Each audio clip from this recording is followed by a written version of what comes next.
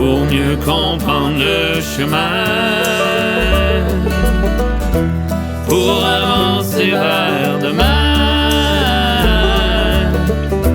Le temps des retours aux sources, dans l'oreille aux racines des sources.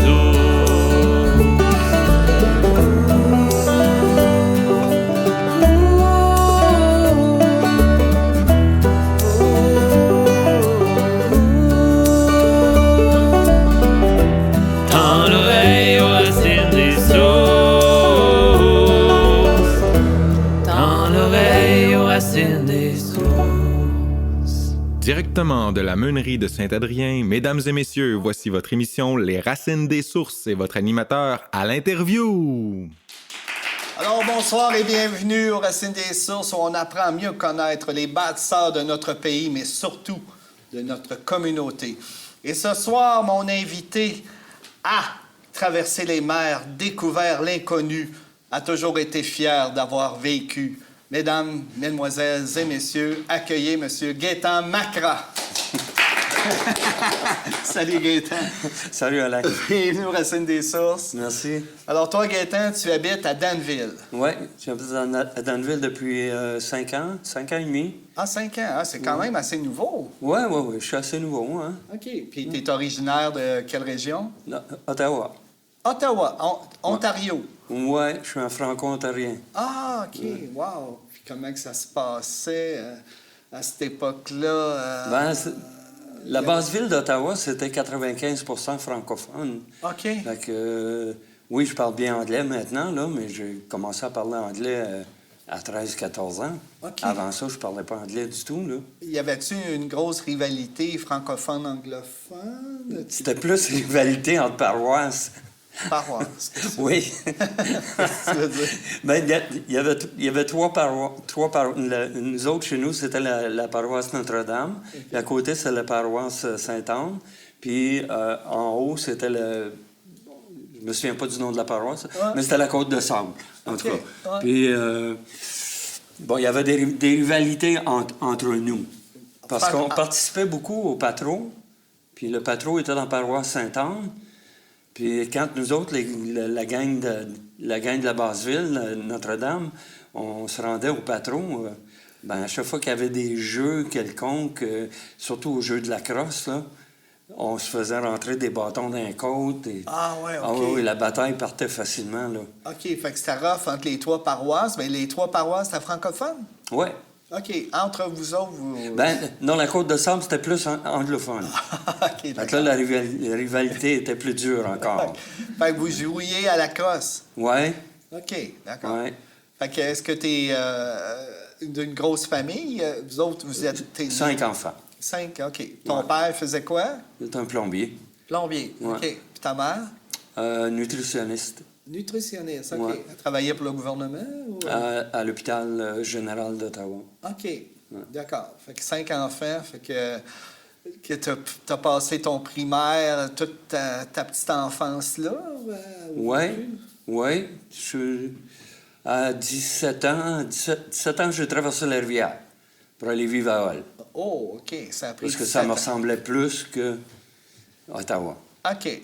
Fait que là, tu as fait ton primaire c'était en français à ce moment-là? Oui, ou... ben oui. OK, excuse. Parce que, J'ai OK. fait mon primaire en français. Mon OK. secondaire, la première année... À cette époque-là, c'était les frères des écoles chrétiennes. Là, puis c'est eux qui décidaient où on allait au secondaire. Puis dans quel genre de classe on allait. Moi, ils m'envoyaient en classique. Ah. Ça ne fitait pas beaucoup avec moi, là. Ah non? Non, pas pantoute, là. Ah non, pourquoi? Parce que c'était trop rigide. C'était trop rigide. Moi, j'ai toujours été un petit peu rebelle, là, tu sais. Ah, OK. Fait que... rendu au milieu de l'année scolaire, là, j'avais des retenues, là, matin, midi et soir. Oh, OK. Tu Ça fitais allait pas bien. Tu fitais pas dans le moule, là. Non. Toi, t'étais-tu plus manuel qu'intellectuel, entre guillemets? Oui. C'est ça qui... Ou c'est plus naturellement délinquant? Les deux.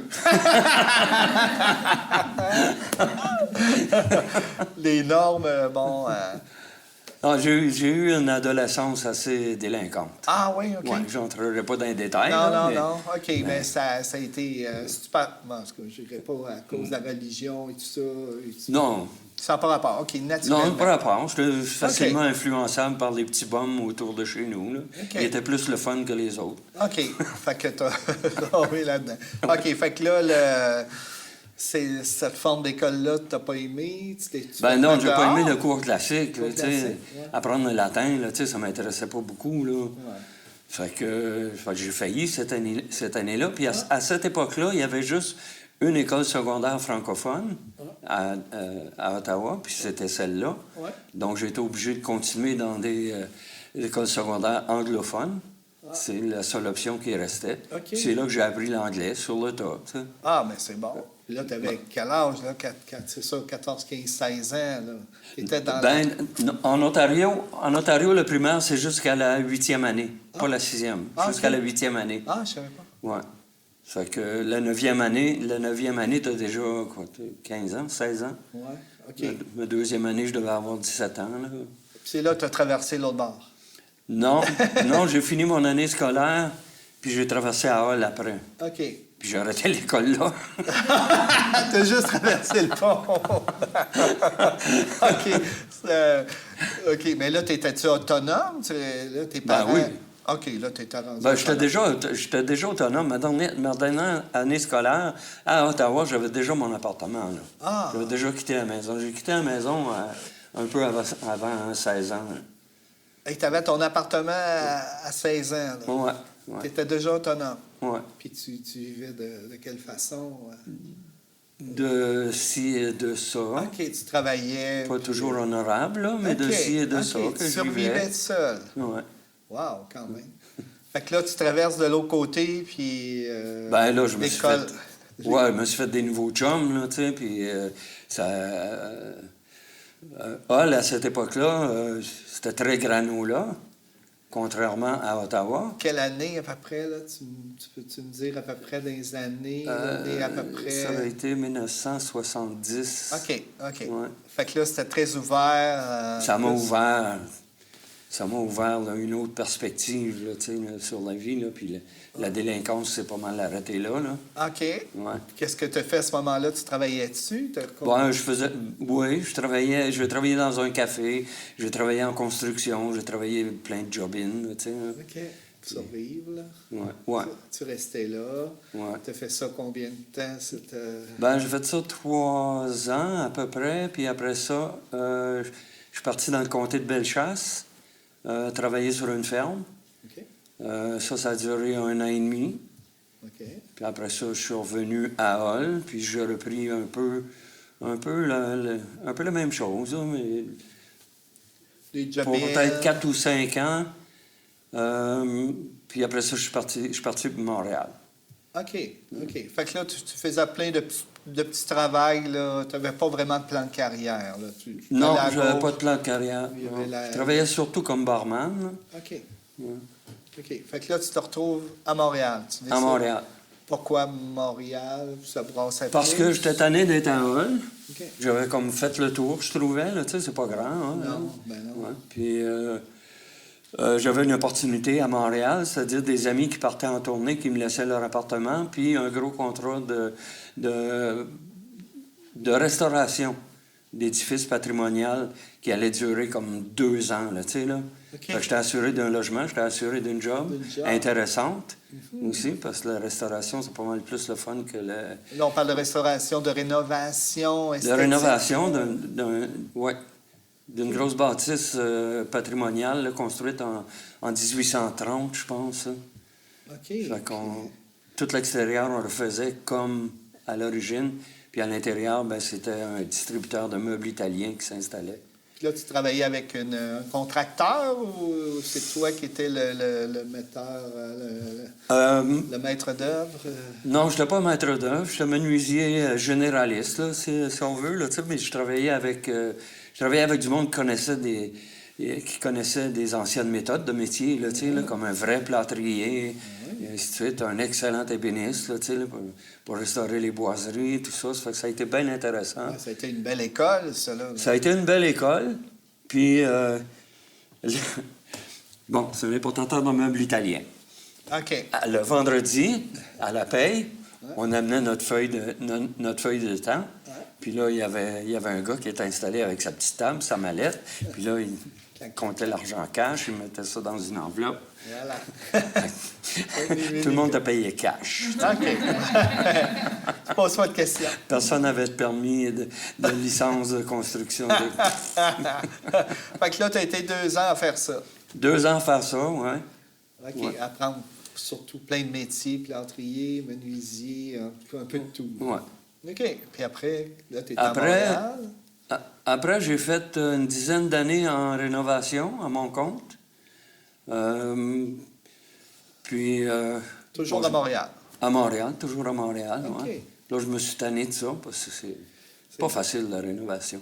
C'est Pas facile, la relation avec les clients en rénovation parce qu'il y a toujours des imprévus. Puis là, le monde capote parce que ça sort de leur budget. Puis, Ouais, c'est fait que- que, après ça, j'ai eu une autre opportunité.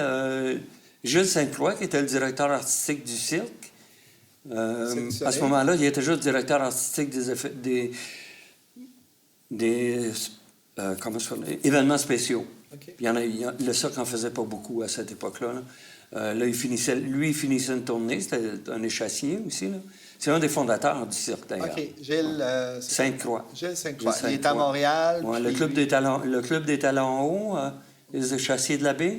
Ouais. Ouais, c'était lui, ça. OK. Ouais. Lui, puis La Liberté, puis tout ça. La Liberté, il était là dans le temps des échassiers OK. de la baie. Puis ils ont créé ensemble avec Daniel Gauthier Qui était le DG le Cirque longtemps. du Soleil. OK. Gilles n'a pas acheté de part, par exemple. OK. Mais il était directeur artistique. Ça fait que lui, il y a une tournée qui finissait, puis il n'y avait pas de nouveau spectacle avant 2 ans. Ça fait que, il a décidé de créer une shop d'accessoires, puis il m'a invité à participer. Parce que Fait toi, qu'on a- tu l'as connu... Je l'avais connu avant, Ouais. parce que sa blonde est une grande amie de Hall, là. OK. Ouais. Wow. Fait que c'était Ouais. un beau contact, ça. Ouais, c'est un beau Là, contact. Là, le Cirque du Soleil était déjà instauré. Étais-tu déjà parti? Étais-tu déjà... C'était y avait-tu 80. l'ampleur? C'était en 86. Fait que- Le Cirque du Soleil a été fondé en 84. Oh, mon Dieu. Oh, c'était au début. Là. Oui. Il Ah, avait ouais, juste ouais. fait 2 shows à ce moment-là. Ah, là. OK. OK. Ouais. C'était pas si connu que ça, là. Comment? Ça commençait. Ça OK. commençait déjà Ouais. à être connu. Hein. OK. Fait qu'on a fondé l'atelier d'accessoires ensemble. Puis Gilles était un bon vendeur, là. Puis il avait beaucoup de contacts. Fait que les contrats, ça rentrait. D'accessoires, c'est quoi? C'est... Ben, des accessoires de scène surtout, puis pour le cinéma aussi. Mais tu sais, pour le cinéma, ça peut être de recréer. Ben, regarde, je vais te donner un exemple. Il y a Ouais. eu un film fait sur la vie de Henry Ford. Ouais. Et puis, on nous a demandé de refaire la carrosserie d'une Ford 1916, me semble. Là. OK. Puis- C'était des carrosseries qui ressemblaient beaucoup aux carrosses à chevaux. À cette époque-là, c'était en bois, recouvert de tôle. Ah, ouais. Fait qu'on nous a demandé de faire une réplique de ça. Tout ça, c'était un des exemples. Un autre film, il tournait des scènes d'émeute pendant une grève, je me souviens pas laquelle. Là.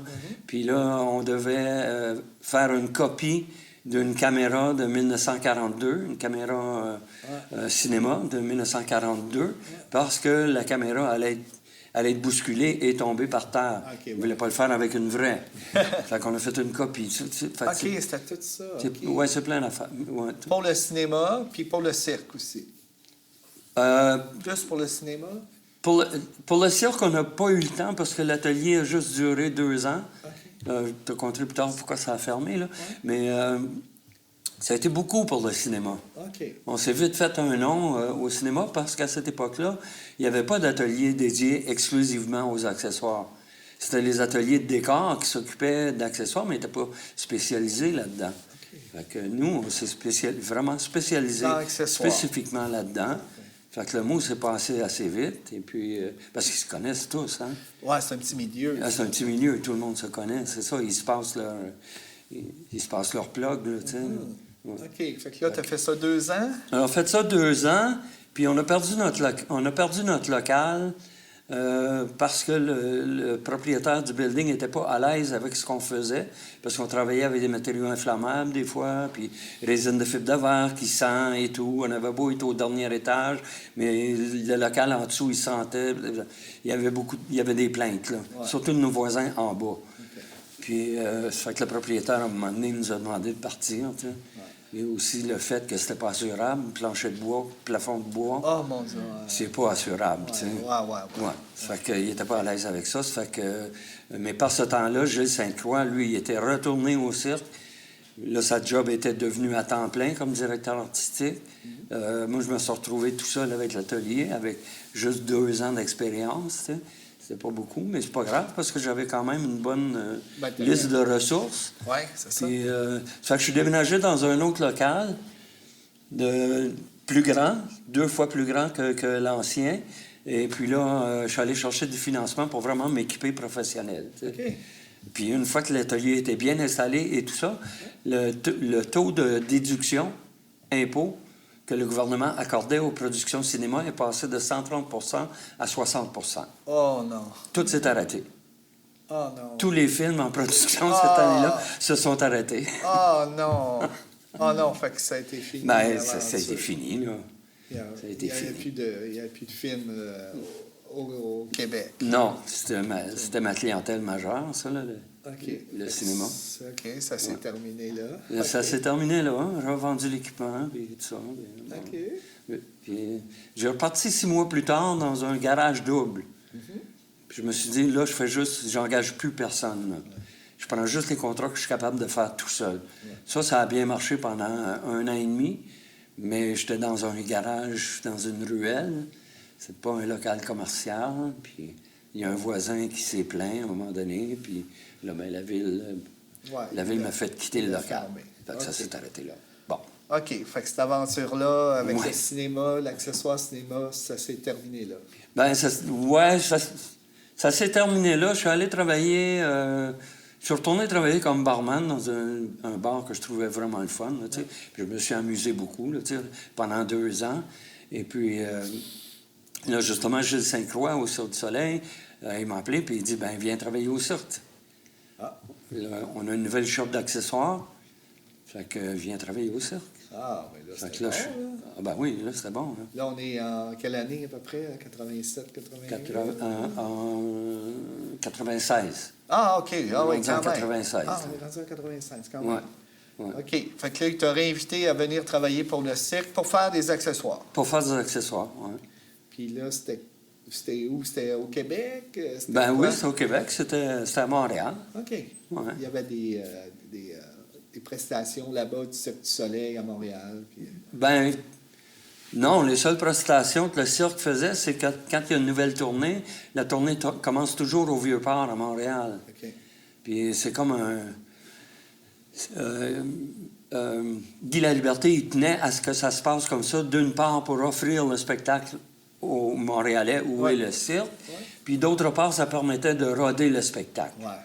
Par le temps que la deuxième ville, c'est toujours Toronto, puis là, rendu à Toronto, là, il faisait la fixation de l'œuvre. Il arrêtait de faire des changements. OK. Ouais. C'est bon.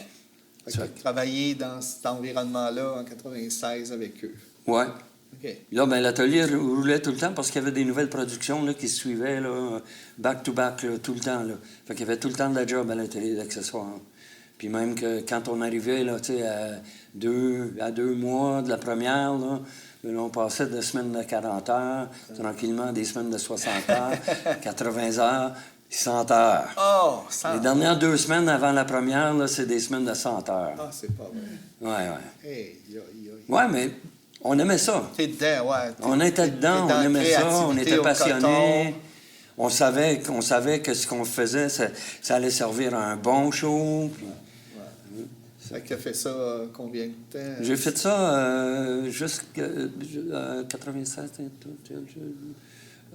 5 ans, dans l'atelier d'accessoires. À Montréal.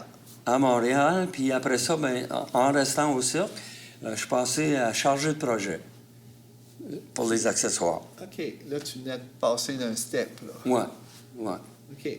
Puis là, tu étais toujours à Montréal? Oui, toujours à Montréal. OK, Toujours OK. au siège social du cirque. Là. OK, c'est bon. T'as-tu voyagé avec le cirque un peu? Ben oui, parce que avec mes années d'expérience en accessoires, avec toutes les choses sur lesquelles j'avais travaillé puis dont je connaissais les accessoires, je te considérais un petit peu spécialiste des accessoires. Fait que quand ils partent en tournée, le responsable des accessoires en tournée, il a juste le temps de faire un entretien de ces accessoires. S'il y a un accessoire là, qui est vraiment un problème, là, il n'y a pas les ressources, il n'y a pas le temps d'aller dans une shop et de vraiment régler le problème. Tu sais. Fait que quand la tournée change de continent, c'est-à-dire qu'ils partent de l'Amérique du Nord puis ils s'en vont en Europe, il y a des normes qui changent et tout ça, donc il y a des modifications à faire. Puis ça veut dire qu'ils s'installent, ils installent le chapiteau, le site, là, tu sais, 1 mois et demi avant la première, alors que normalement c'est 10 jours. 1 mois et demi. Ah oui, fait que là, ils se rôdent, ils s'installent. Oui, fait que là, c'est le temps de mettre les choses à niveau. C'est bon. Fait que là, il m'envoyait. Il m'envoyait là pour 1 mois et demi à Amsterdam. Ça a été Amsterdam, ça a été la Nouvelle-Zélande, le Mexique, Bruxelles, Paris. Paris, Ouais. l'Asie. Comment? L'Asie aussi. Non, il n'était pas rentré en Asie encore à cette époque-là. OK, fait que c'était l'Europe puis l'Amérique. Oui, c'est ça. OK, fait que là, tu allais faire des 2 mois, 1 mois là-bas. Oui, Tu remettais à niveau, puis tu revenais à Montréal Ouais, pour c'est ça. continuer. c'est ça. J'ai jamais fait la tournée OK. avec le cirque. Là. Puis comment que ça se passait, l'ambiance? Tant que tu étais là, tu travaillais sans arrêt ou il y avait quand même de l'ambiance? Non, c'était quand même assez relax. Ah ouais. C'était assez relax parce que il n'y en avait jamais tant que ça à faire. Tu sais. OK. Le plus qu'il y avait à faire, c'est quand bien souvent, il y a des nouveaux numéros intégrés quand ils changent de continent parce que les artistes, ils signent leur contrat par continent. Donc, s'il y a 14 villes dans la tournée américaine, ils signent leur contrat pour 14 villes. Puis là, ils ne renouvellent pas tous pour aller en Europe. D'accord. Ouais. OK. Puis il y en a qui ne sont pas gardés non plus. OK. Quand il y a des nouveaux numéros intégrés, une partie des accessoires qui se font à Montréal, mais la fin de la fabrication se fait sur place. Fait que là, c'était ma job. Fait que c'est ça. Wow. Fait que ça a été des beaux temps, là. Fait que là, tu pouvais voyager, travailler. Ben oui, puis je rencontrais le monde de la tournée, puis j'avais du temps pour visiter la ville et tout ça, même sortir de la ville et tout. En Nouvelle-Zélande, on a fait le tour de l'île, là, tu sais. Puis dans une ambiance artistique sympathique, j'imagine, là. Ça doit Ouais. être... ça doit être Ben le fun, oui, là.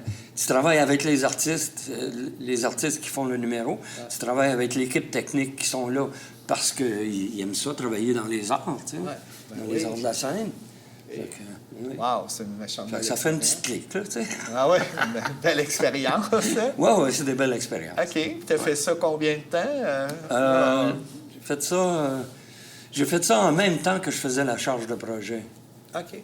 La charge de projet, c'était quand il y a un nouveau spectacle, ben moi, le scénographe me donne la liste des accessoires qu'il a besoin pour le spectacle, puis moi, je m'arrange pour les faire fabriquer par différents ateliers, certains dans l'atelier du cirque, puis d'autres dans des ateliers externes, tu sais. OK.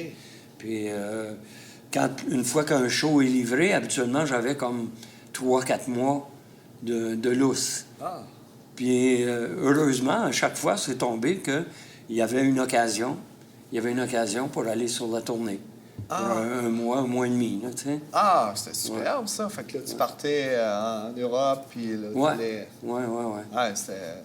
C'était comme continuer mes vacances. Ah oui? Ah, c'était génial. Fait que c'était une belle période de vie, là. Ouais, tout à OK. fait. T'as terminé quand, cette expérience? Ça s'est terminé. L'avant-dernier show sur lequel j'ai travaillé, ça a été très intense. Là, j'ai fait vraiment des grosses semaines. Là. Ouais. Des grosses semaines, j'avais... sur ce show-là, là, si je me souviens bien, j'avais 58 projets différents à gérer. Une trentaine de fournisseurs, ateliers extérieurs à suivre. Wow, OK. Là, Ils ont vraiment tardé beaucoup avant de me donner, une assistante. Là. OK. Fait que déjà, ce show-là, je suis sorti brûlé un peu. Là, puis j'ai pris un 3 mois de congé. Puis là, je suis rembarqué sur un autre show. Et puis là, c'était pire encore. Là. OK, encore. Oui, c'était pire encore. Parce que le directeur technique, c'était le genre de gars-là, ça passe ou ça casse. Là. Ouais. Puis je disais, je peux pas gérer tous les projets, j'en ai trop. C'est juste des accessoires. Je dis, oui, mais les accessoires, le décor, il se dessine au complet, puis tu le construis, tu sais. Les accessoires, là, j'en ai pas de dessin technique, moi, là. Oui, c'est ça. Oui, c'est ça. Ça fait que il me mettait de la pression tout le temps. J'ai appris pourquoi, après, là. C'est parce que lui, le directeur de production et la directrice artistique, c'est des grands amis à moi. Puis eux, ils tenaient absolument à m'avoir, parce qu'on avait travaillé ensemble sur le show d'avant. Ouais. Puis ça avait été bien livré, tu sais, malgré beaucoup de difficultés. Puis, mais le directeur technique, lui, il voulait quelqu'un d'autre. Ah, voilà. Fait qu'il t'a brûlé un peu, là. Ouais. Fait qu'il m'a mis de la pression, là, jusqu'à temps. En anglais, on dit « to boil a frog ». Ouais, c'est ça. Voilà. Ouais, bouillir la grenouille. Ouais, c'est ça. Fait que je suis parti en burn-out, là. Ah, OK. Ouais. Fait que là, après ça, t'as pris un break. Ben, oui. J'ai pris un break. Après ça, j'ai pensé retourner. Pendant 1 an, j'ai travaillé comme menuisier, homme à tout faire pour des propriétaires qui ont plusieurs blocs sur la montagne à Montréal, là, des appartements de luxe. Là. Ouais. Donc, faire l'entretien, réparation, menuiserie, etc. Là, là. Puis ça me faisait du bien, c'était plus relax. Là, Puis à un moment donné, ben, il y a quelqu'un qui m'a appelé, puis il m'a dit, ben, il y a un nouvel atelier, là. Puis le nouvel atelier, lui, il fait des costumes de scène. C'est lui qui fait tous les costumes en suivi pour le cirque. Les costumes en suivi, c'est que les costumes originaux qui partent en tournée dans le cirque, à un moment donné, sont usés. Il faut les refaire. Il faut en refaire des neufs. Mais ils ne les font pas à l'atelier du cirque. Ils font juste de la création. Là. C'est fait en externe. Fait que lui, il faisait ça, cet atelier-là. Puis là, il voulait se monter un atelier d'accessoires. Là, il dit, j'ai parlé avec toi, il veut absolument t'avoir pour monter son atelier d'accessoires. Là, j'ai dit, ah ben, retourner dans le métier, c'est un beau défi. Ah ben, let's go. Ben là, c'est bon. C'est bon, mais 1 an et demi, un deuxième burn-out. Ah non! Ouais. Ah. Fait que là, j'ai dit, OK, c'est fini. OK. C'est plus mon métier. C'était difficile. Là. Ouais. Cette industrie-là est quand même très demandante. Là. Ouais. OK. Ouais. OK, fait que là tu as décidé d'arrêter de cette association-là avec le Cirque du Soleil. Là. Ouais. Sauf que j'ai eu beau me dire, c'est fini ce métier-là pour moi. 1 an plus tard, j'achetais un atelier d'accessoires. Il y avait un atelier d'accessoires qui avait commencé juste après que Gilles et moi, on avait fermé le nôtre. Okay. En 86. Eux, ils ont commencé en 88, l'année où j'ai fermé. Là. Okay. Puis, c'est eux qui ont pris la relève là, pour les accessoires de cinéma. Puis, ils sont devenus très connus parce qu'ils étaient excellents. Okay. Fait que, eux, ils étaient vraiment la référence à Montréal, là, comme atelier d'accessoires. Moi, j'avais fait faire des choses là, je les connaissais bien, on s'entendait bien. Puis eux voulaient prendre leur retraite, fait que j'ai acheté l'atelier. Ah, mais tabarouette. OK, ouais. Fait que là, on repart à l'aventure. on repart à l'aventure. Puis ça, c'est l'automne 2008, la crise financière. Ah, non! Ah, ben voyons donc. Voyons donc. Fait que les propriétaires de l'atelier, eux, ils attendent de vendre le building pour me vendre l'atelier. Moi, j'ai déjà fait des démarches. J'ai fait mon plan d'affaires et tout. J'ai fait mes démarches auprès des banques. Je suis assuré d'avoir le prêt. Pas de problème. Là, là. Le gérant de banque aime beaucoup mon plan d'affaires. C'est très professionnel. Puis, ça marche. Bon. Là, à un moment donné, tout d'un coup, ils vendent le building, puis il faut qu'ils libèrent en 2 semaines. Fait que, je dis, OK, mais je retourne à la banque. Je retourne à la banque, puis je leur dis ça, puis c'est la crise financière, tu sais, la banque me dit, oubliez ça. Toutes les banques ont arrêté de prêter là, pour le moment. Là. On attend de voir comment ça se passe sur le marché. Fait que là où mes cartes de crédit, sort des REER, tout ça. J'achète l'atelier, on l'installe et tout. Pendant 1 mois, ça marche super bien. Puis là, à un moment donné, les 2 principaux syndicats à Montréal pour le cinéma, c'est-à-dire j'oublie le syndicat local, j'oublie le nom, là. Ouais. Puis le syndicat international, qui est IATSE, qui est très puissant. IATSE décide qu'eux, ils veulent travailler sur toutes les productions. Parce qu'avant, les productions québécoises, c'était le syndicat québécois qui travaillait, des équipes du syndicat québécois qui travaillaient dessus. Puis les grosses productions américaines, c'était IATSE. Okay. Mais là, IATSE va embarquer dans le... Fait que là, la chicane pogne entre les deux. Tous les tournages se sont arrêtés. Ah, non. Il n'y a pas eu un seul tournage américain. L'atelier que j'ai acheté là, était spécialisé en accessoires pour le cinéma américain. C'est là que c'est payant. D'accord. Ça a duré 9 mois, puis j'ai déclaré... j'ai fait faillite. Tabarouette. T'as eu des mauvais esprits dans tes entreprises. Oui, ça, c'était la tempête parfaite, cette fois-là, par exemple. Il y a d'autres éléments qui ont contribué hors de mon contrôle, là. Puis le facteur économique a fait en sorte que là, ça ne pouvait pas continuer. Oui, c'est ça, parce que après la crise de l'automne 2008, la reprise a été lente. Fait que j'ai travaillé sur des productions locales, mais le budget était plus petit que d'habitude. OK. Fait que tu n'as pas pu... Quand je vais te donner un exemple, il y a eu la mini-série Musée Éden. C'est 9 émissions d'1 heure. Il y avait 15 000 $ de budget pour des accessoires. Aïe. D'accord. OK. Fait que là, on n'était plus là, dans le même range là, que... Non. Fait que c'était impossible de survivre. Non, c'était impossible. Fait que là, tu as arrêté ça là. Puis après, qu'est-ce que tu as fait? Tu t'es raconté? Après, là, j'ai pris un autre job plus relax. Je suis allé travailler dans une quincaillerie. La quincaillerie que tous les accessoiristes et techniciens de scène fréquentent à Montréal, tu sais. OK. Puis, fait que j'ai travaillé là 1 an, un peu plus qu'1 an. Puis, à un moment donné, j'ai vu sur Facebook qu'une vieille amie, une vieille très bonne amie, avait une ferme à vocation sociale. Elle est en train de monter ça. Okay. Tu sais, des animaux choisis pour leur tempérament et tout. Genre de zoothérapie, mais d'autres activités sur la ferme aussi, là, tu sais, là, arbrasca, puis des choses comme ça, là. Puis, elle était toute seule, tu sais. Fait que, elle avait besoin d'un coup de main.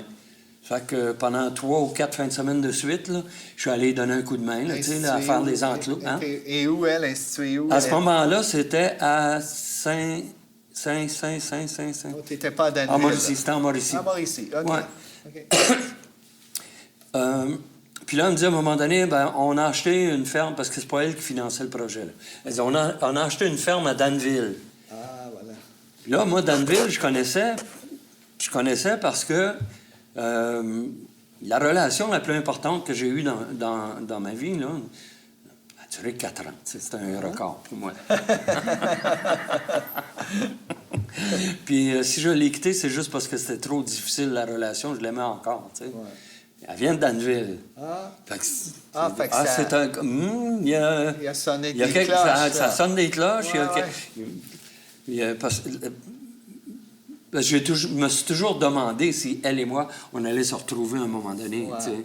Sauf qu'elle était à Saint-Martin, dans les Antilles. Mais anyway. Fait que Danville, je dis, ça sonne bien. Ça sonne bien. Ça sonne bien, c'est un signe. C'est un signe. OK. Fait que tu t'es retrouvé à Danville travailler pour cette ferme-là. Oui, travailler sur cette ferme-là. Là, je suis à contremaître là, pour toute la transformation là, de l'étable là, pour en faire des salles de classe, une salle de théâtre, installer des jeux à l'extérieur et tout, prendre soin des animaux. Mon Dieu, c'est un gros projet, là. C'est un beau projet. Est-ce que ça existe aujourd'hui ou ça existe encore? Non. OK, ça s'est terminé. Oui. Okay. Ça s'est terminé avec la pandémie. Là. Ils ne pouvaient plus recevoir de groupe. Mais ça n'aurait pas marché pareil. Ça n'aurait jamais été rentable. OK. Ouais. Fait que là, c'est depuis 2008, tu disais que tu étais à Danville? 2018? Comment? À quand? Excuse-moi. 2008? Oui, 2008. Tu m'as dit 5 ans. 2017. Ouais, 2017. Tu es arrivé Oui, je ici suis avec arrivé ce en projet-là. 2017. OK, 2017. Fait que Ouais. tu es arrivé avec ce projet-là. Ouais. Puis là, tu t'es installé à Danville, puis tu demeures à Danville depuis ce temps-là. Ouais. Puis là, tu as fait des collaborations dans des pièces de théâtre que j'ai vues. Ouais, j'en ai fait, mais là, il n'y a plus grand-chose qui se produit. Ouais. Il y a toujours... Il y a la troupe de la mine avec qui, Oui, ouais. avec qui j'ai travaillé 2 fois. Ouais. J'ai fait la scénographie et construit le décor et les accessoires. Ouais. Et joué dans les pièces aussi. Là, la nouvelle pièce qui monte cette année, parce qu'elle n'a pas monté pendant la pandémie, celle qui monte cette année, ça me le dit pas tellement. OK. Les 2 pièces que j'ai le plus aimé jouer dedans, c'est celle à Marie-Lou. Ah, bien sûr. Oui. Le cœur a ses raisons. Le cœur a ses raisons, et puis je sais tout, je dirai tout. Oui, oui, oui, Ouais. exactement. Oui. Ces 2 expériences-là avaient été vraiment le fun. Ouais.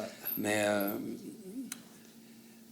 Fait Puis, que, ben là, surtout qu'avec avec Marie-Lou, quand j'ai quitté la ferme, je suis resté juste 2 mois sur la ferme, parce que la directrice, ça n'a pas fonctionné. ça n'a pas fonctionné. Là, Moi, je suis un chargé de projet, là, tu sais, je veux savoir là, qu'est-ce que j'ai à faire. Là, je ne savais pas. Anyway. Donc, avec Marie-Lou, ça fonctionnait bien. Ben, j'ai vu que Marie-Lou, elle faisait des spectacles pour l'enfant, tu sais. Oui. Puis qu'elle était à Danville. Fait que j'ai écrit sur son Messenger, puis j'ai dit, ben, si jamais tu as besoin d'aide, fabriquer des accessoires, retaper des affaires, tout ça, tu sais, je t'offre en aide, là, tu sais. Puis elle me répond, elle dit, j'en reviens pas de l'adon. Je suis en train de monter une pièce et j'ai besoin de quelqu'un pour faire le c'est décor et les accessoires. Et voilà. Fait que ça a parti comme ça. Fait que c'est à travers Marie-Lou que j'ai commencé à connaître du monde à Danville, tu sais. Pour te retrouver aujourd'hui président de Ravir, je pense. Es-tu Oui, président? président Fait que, de Ravir, ouais. Avec, Ouais. tu as pu avoir plusieurs contacts pour te rendre jusque-là. Hein? Ouais. Ben, tranquillement, là, des Mais en contacts. collaborant avec Marie-Lou pour la première pièce, là, ben là, j'ai vu son studio, puis j'ai vu qu'il y avait une grande pièce vide à côté. Fait que j'ai contacté le propriétaire, je dis, êtes-vous intéressé à la louer, cette pièce-là? Il me ferait un atelier dedans. Puis oui, puis elle m'a fait vraiment un bon prix. Et puis, à un moment donné, ben là, j'avais pris un petit appartement, moi, à Danville, là. Puis, à un moment donné, je dis, ben, on va prendre le restant, là, parce qu'il y a un appartement qui vient avec cette grande pièce-là. Puis, je dis, on va tout prendre le plancher, tu sais. Ah oui, tu vas Ben, pouvoir c'est ça. travailler. Fait que là, j'ai commencé à m'installer un atelier, puis là, de contact en contact et tout ça, ben là, je pouvais faire des petits contrats, là, tu sais, là, pour le théâtre, puis d'autres affaires comme ça. Puis en même temps, ben, j'ai commencé à développer mes créations artistiques. C'est vrai. C'est Ouais. vrai. Fait que tu travailles là-dessus. Écoute, Gaétan, c'est intéressant. Je trouve ça le fun parce que tu as tout un parcours. Puis là, tu fais tes propres créations. Tu es le président de Ravir depuis peu. Là, Depuis je le pense. printemps. Depuis le printemps. Puis Ouais. je pense que tu vas pouvoir faire rayonner ton expérience à peu près partout de la MRC. Mais je te remercie beaucoup pour ta présence au Racines des Sources. C'est tout le temps que nous avons, désolé, malheureusement. Et restez avec nous. Après la pause, ça va être la question embêtante. Merci.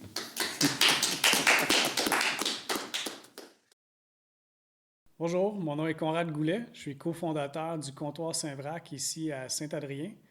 Le comptoir Saint-Vrac est une épicerie participative et régénérative qui a pour but de revaloriser notre terroir à travers l'alimentation. Le projet, au départ, est parti du besoin d'avoir de l'alimentation saine, écologique, biologique en région, qui était très difficile à avoir à l'époque lorsque j'habitais à Lac-Mégantic. Puis, ce qui en a découlé, c'est un projet assez collectif et communautaire, finalement, parce que ça prend plusieurs personnes pour rendre la tâche facile d'approvisionner autant de bons aliments en région. À travers le temps, le projet a vraiment métamorphosé, surtout avec les gens qui se sont impliqués. En 2019, Pierre Robichaud, un de mes amis, est devenu associé, puis on a pris un envol de haut voltige ici à Saint-Adrien. On est parti de littéralement un comptoir Saint-Vrac, dans l'église. À l'époque, on collaborait avec le projet qui était là en émergence, avec Pilou. Puis, après l'arrivée de Pierre, ben, on est déménagé ici à Saint-Adrien, aux Quatre Coins, pour enfin avoir quelque chose qui est pignon sur rue. Donc, ça a été toute une épreuve. C'est ça, une belle grosse épreuve de passer d'un comptoir à une épicerie physique. Puis, on a eu beaucoup de support de la communauté. Parce qu'il faut dire que notre épicerie, quand on dit qu'elle est participative, bien, on fait participer les membres. Fait que quand tu adhères en tant que membre à l'épicerie, bien, ça te donne accès au libre-service qui est 24 heures sur 24, ce qui est vraiment pratique en région. Ça te donne aussi accès au choix que vous faites dans l'épicerie. Fait que les ingrédients, c'est vraiment c'est les membres qui les choisissent. Puis aussi, bien, toutes les tâches et responsabilités sont faites par les membres aussi. Donc, ça responsabilise les gens qui viennent acheter chez nous. Puis, on permet de faire des travaux d'échange. Donc, des heures contre de la nourriture, même contre des actions dans l'entreprise. Donc, ce que ça crée, c'est que finalement, on est une trentaine de personnes qui gèrent l'épicerie au complet, puis qui permet à chaque jour d'avoir des aliments frais, puis des aliments de la région, parce que notre gros focus aussi, c'est sur les producteurs locaux. On soutient des producteurs locaux, on valorise des producteurs locaux. Puis le but à long terme, c'est vraiment que tous les aliments proviennent de chez nous, qu'ils soient transformés chez nous. Donc, on vous invite à venir nous voir du lundi au samedi. On est ouvert au public. Puis quand vous êtes membre, ben, c'est 7 jours sur 7. Donc, venez nous voir puis venez goûter à ce qui est de bon chez nous. Toujours à l'émission Les Racines des Sources. Alors, la question embêtante que mon invité a pigée, est-ce que vous cruisez encore? Je peux pas m'en empêcher. C'est comme ça. C'est comme ça. Mais je fais ça mollo, là, quand même. Je suis pas agressif, là. Est-ce que tu te fais encore cruiser? Il y aurait les deux bords.